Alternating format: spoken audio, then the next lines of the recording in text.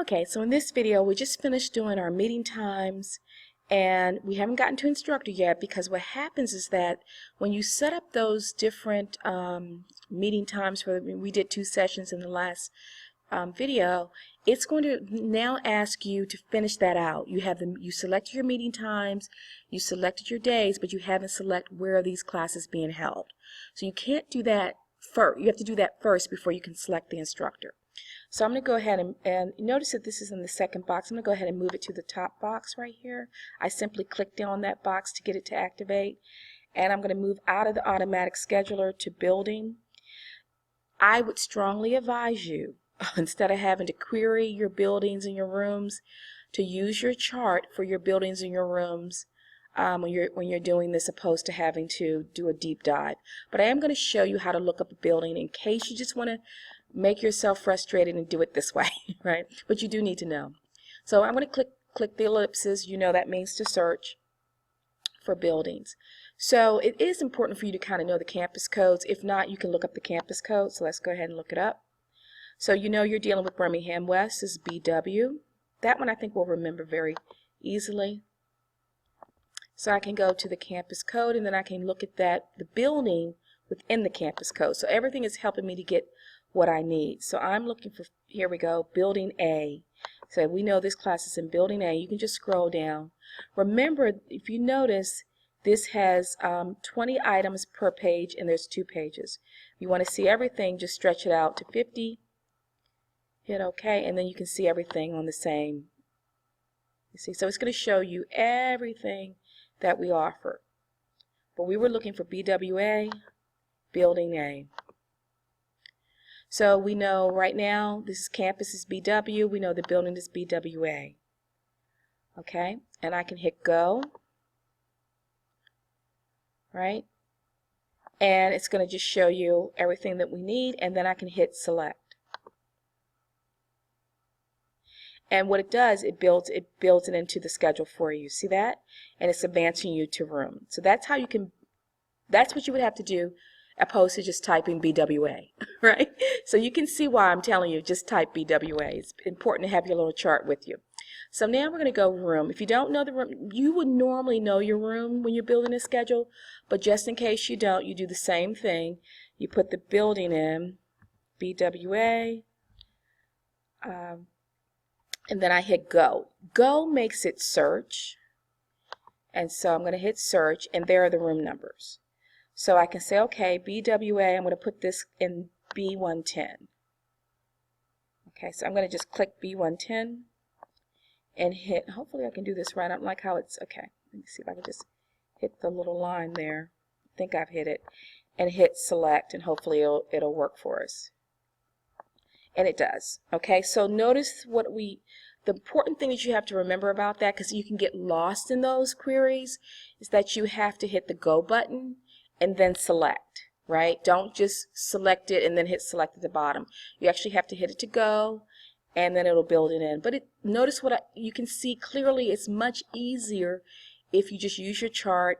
You know what campus, you know what building, you know the building code, you know the room code. It will make your life a lot easier. So now it's asking us again, what's the schedule type? We've been asked this question again. So now we're strictly, is this a lecture course or online? There's only 2 options. So here we're going to say lecture. Now this is the contact hours, not the credit hours, right? So you're really just cross-checking to make sure that everything aligns with what you're doing, and you'll have this information. So this is a course that meets 2.5 hours per week. So we know that's traditionally correct. You can kind of think about how this course is set up. We had it running from 8:30 to 9:45. That's an hour and 15 minutes. So if you add an hour and 15 minutes times 2, that gives you 2.5 hours, right? So we know this is correct. But you do need to kind of look at that and check it to make sure it makes sense mathematically in your mind. You can always ask the department chair or the associate deans about this if you have a question. All right, and so that's all you really need for that particular row. So we're going to go to the session 2, and let's put it in the same building, but this time we're not going to search it out. And this time we're going to put it in the room right next door to it since it's a lab. Let's say it's a different room. And again, I'm just tabbing down. Now, let's talk about override indicators. If you try to save this, and I'm going to go ahead and save, and if you get an error message, again, I'm hitting F10 to save. All right, if there is a conflict within that course, and let me see if I can get back to it. Let's see if I can go here and get back to it. Okay. If you save it and you see a red message that pops up and says you have a conflict, that means that's a real conflict. That means that maybe there's another class that's being scheduled that's running in 112, or maybe there's another one running in room 110. You'll get an error message, okay? And by the way, one thing I want to also go over is that if you notice this says credit hours 3, if your lab is 1, you need to go ahead and change that to 1.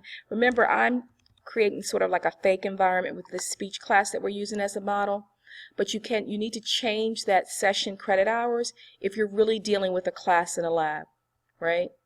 So that's really important for you to note. So always pay attention to this section. To me, this part of the schedule is the hardest because you have to really slow down, think, make sure things line up, that they match up, that they make sense with what you're really building, because you can make a major mistake in this area. And again, when in doubt, ask. Okay, so once you're finished, what I was saying is that if you hit an override or you you get a message that said there's a conflict, what you need to understand is that you really want to override a conflict unless you really know it's not a conflict. So sometimes you may have stacked classes. That means you might run 3 classes in the same room at the same time. Maybe it's a joint theory, like maybe all of the clinical classes are coming into the same room for a combined lecture. So if you have a situation like that and all those classes are in the same day, same time in B112, then you can hit the letter O to override any conflicts with the class. That's the only time you do that. Never, ever override a conflict that pops up and you just don't know why it's popping up and you just want to finish the schedule. That would be the worst thing you could ever do to the schedule. So you just need to stop it and say, you know what?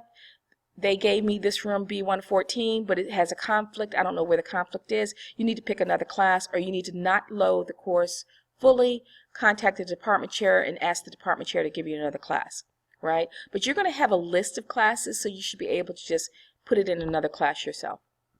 All right, so I'm going to go ahead and save this by hitting F10, and that will advance us. Okay, sum of session credit hours exceeds the maximum. It's because this is a speech class, and so I like how it's giving us an error message. So I'm going to now take this back out.